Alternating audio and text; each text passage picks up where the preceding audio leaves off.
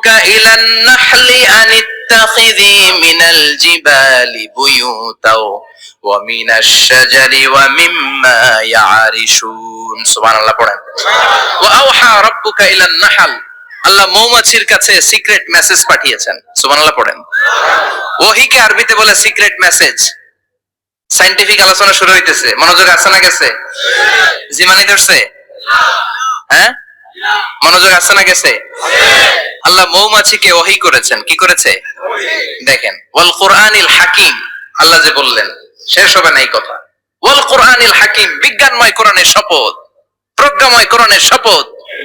বিশ্বনবী বলেন লা তুহসা আজাইবুহু, কোরআনের আশ্চর্যান্বিতার কোনো শেষ নাই।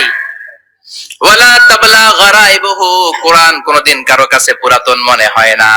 ফিহি মাসাবিহুল হুদা, কোরআনের মধ্যে আছে হেদায়েতের মশাল। ওয়া মানারুল হিকমা, কোরআন হলো বিজ্ঞানের সুউচ্চ মিনার। লা তুহসা আজাইবুহু, কোরআনের আশ্চর্যান্বিতার শেষ নাই।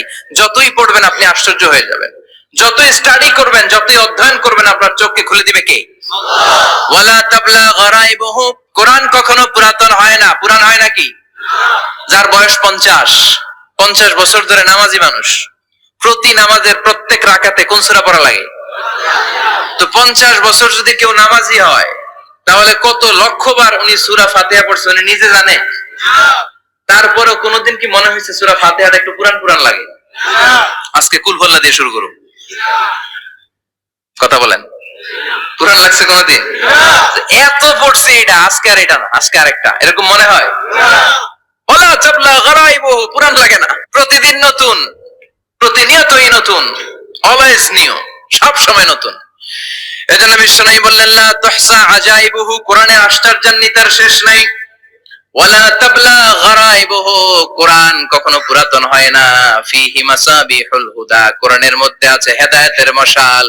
ওয়া মানারুল হিকমা, কোরআন হলো বিজ্ঞানের সুউচ্চ মিনার। সুবহানাল্লাহ। আল্লাহ বললেন ওয়া আওহা রাব্বুকা ইলান নাহল, আমি মৌমাছির কাছে মেসেজ দিলাম, সিক্রেট মেসেজ। আনিত্তাখিযি মিনাল জিবালি বুয়ুতা, তোমরা পাহাড়ের মধ্যে তোমাদের বাড়ি বানাও, মৌচাক বানাও। ওয়া মিনাশ শাজার, গাছের মগডালে, বড় বড় ডালে তোমরা বাসা বানাও। ওয়া মিম্মা ইয়ারিশুন, উঁচু উঁচু জায়গায় মৌচাক বানাও, যাতে করে গ্রামের ছোট্ট ছেলেরা ঢিল মারতে না পারে। কোন সুবহানাল্লাহ। মৌমাছির আল্লাহ শিখাই দিছে। নিচু জায়গায় কোনদিন মৌমাছির বাসা দেখবেন? নিচু জায়গায় সহজে নাগাল পাওয়া যায়, ধরা যায়। কথা কন। ডাল বেয়ে মগ ডালে ওঠা লাগে মধু খাইতে চাইলে। চিল্লায় বলেন ঠিক কিনা? আল্লাহ সিক্রেট মেসেজ দিলেন আর বললেন আনিত্তাখিযি। আলেম যারা আছেন বলেন তো, ইত্তাখিযি এটা কি মুযাক্কারের সিগা না মুয়ান্নাসের সিগা? কথা কইতে হবে। কেউ নাই এটার উত্তর দেওয়ার মতো? মুয়ান্নাস, মাশাআল্লাহ। এটা স্ত্রীবাচক শব্দ। আল্লাহ মৌমাছিকে যে মেসেজ করছে পুরুষ মৌমাছিরে কয় নাই, এটা নারী মৌমাছিরে কইছে। চিল্লায় কোন সুবহানাল্লাহ। এখন গবেষণা করে দেখা গিয়েছে, কার্ল ভন ফ্রিচ, একজন অস্ট্রিয়ান বিজ্ঞানী, উনি এটা নিয়ে গবেষণা করে 73 সালে 1973 তে নোবেল পেয়ে গেছে।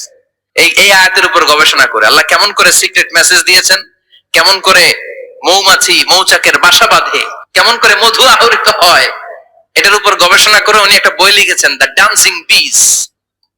নেচে যাওয়া মৌমাছিগুলো, নাচতে নাচতে যেতে থাকা মৌমাছিগুলোর উপর একটা বই লিখে, দ্য ডান্সিং বিজ লিখে উনি নোবেল প্রাইজ পেয়েছেন এই মধুর উপরে। চিল্লায় পড়েন আল্লাহু আকবার। এখন কোরআনের আয়াত থেকে বোঝা গেল আনিত্তাখিযি মিনাল জিবালি বুয়ুতা, আল্লাহ নারী মৌমাছিকে বলেছেন মৌচাক বানাও, তোমাদের মধু রাখার জন্য বাসা বানাও। কার্ল ভন ফ্রিচ গবেষণা করে পেয়েছে মৌচাকের বাসা বানানো হয়, মধু আহরণ করা হয়। যেই মৌমাছিটা নেতৃত্ব দেয় এটা পুরুষ মৌমাছি নয়, এটা হলো মহিলা মৌমাছি। কোন সুবহানাল্লাহ। পুরো মৌচাকের মধ্যে মধু আহরণ, মধু নেওয়া, পুরো প্রসিডিউরটা সারার জন্য কোন পুরুষ মৌমাছি লিডিং দেয় না, লিডিং দেয় একটা নারী মৌমাছি, স্ত্রী মৌমাছি। এজন্য ইত্তাখিয, ম্যাসকুলিন জেন্ডার ইউজ না করে আল্লাহ বলেছেন ইত্তাখিযি। নারী মৌমাছিকে আল্লাহ অ্যাড্রেস করে বলেছেন যাও মৌচাক বানাও আর এটার মধ্যে মধু আহরণ করো। চিল্লায় পড়েন আল্লাহু আকবার। আল্লাহ বললেন ইত্তাখিযি মিনাল জিবালি বুয়ুতা, পাহাড়ের মধ্যে ঘর বানাও। ওয়া মিনাশ শাজার, গাছের বড় ডালের মধ্যে ঘর বানাও। ওয়া মিম্মা ইয়ারিশুন, উঁচু উঁচু জায়গায় ঘর বানাও। উনি গবেষণা পেয়েছেন এই মধুর মধ্যে অসাধারণ কিছু ন্যাচারাল অ্যান্টিসেপটিক আছে। কি আছে? ন্যাচারাল অ্যান্টিসেপটিক, এটার নাম হচ্ছে প্রপিলিস। প্রপিলিস নামে একটা লিকুইড পাওয়া যায় মৌচাকের মধ্যে, এটা কাটা জায়গায় লাগা দিলে স্যাভলন ডেটল কিছু লাগানো লাগবে না, ওই প্রপিলিসের কারণে আপনার কাটা জায়গা এমনি শুকিয়ে যাবে। সুবহানাল্লাহ পড়েন। দ্বিতীয় বিশ্বযুদ্ধে রাশিয়ান যত সৈনিকরা যুদ্ধে আহত হতো, ওরা আলাদা করে অ্যান্টিসেপটিক খাইতো না, ওরা মধু আইনা লাগাই দিত আর সুস্থ হয়ে যেত। সুবহানাল্লাহ পড়েন। নিউজিল্যান্ডের কিছু বিজ্ঞানীরা আবিষ্কার করেছে মৌমাছির হুলের ভিতরে রেমিটিক ফিভারের অ্যান্টিবায়োটিক আছে। অনেকের বাত জ্বর হয়, বাতের ব্যথা থাকে না? থাকে, মুরব্বীদের বেশি হয়। ওই জায়গার মধ্যে যদি আপনি মৌমাছি এনে ঢুকাই দিতে পারেন, মৌমাছির হুল লাগাই দিতে পারেন, ভালো হয়ে যাবে। মৌমাছি যখন হুল ফুটে আরাম লাগে না অনেক? খাইছেন? কামড় খাইছেন? হ্যাঁ, মজা লাগে। তো নিউজিল্যান্ডের এই গবেষকরা এরা আবিষ্কার করেছে যে মৌমাছি যদি হুল ফুটিয়ে দেয়, ওইখানে বাতের ব্যথা থাকলে, বেদনা থাকলে এটা ভালো হয়ে যাবে। আমি নিজে দেখেছি, বিবিসি একটা ডকুমেন্টারি, ইজিপশিয়ান একজন ফিজিশিয়ান, চিকিৎসক, উনি ওনার বাতের ব্যথায় আক্রান্ত যত রোগীরা আছে ওদের গায়ের মধ্যে মৌমাছি এনে এনে নিজে নিজে হুল ফুটায়, রোগী চিৎকার মারে, ও মাগো, ও আল্লাহ গো, কিন্তু একদিন পরে ব্যথা নাই, আর কয় ভালো হয়ে গেছি। সুবহানাল্লাহ কইবেন না? তো এজন্য এই কার্ল বন ফ্রিজ 1973 তে দ্য ডান্সিং বিজ লেখে গোটা বিশ্বকে তাক লাগিয়ে দিয়েছে। তার গবেষণার প্রতিটি পয়েন্ট কোরআনের আয়াতের সাথে মিলে যায়। চিৎকার করে পড়েন আল্লাহু আকবার।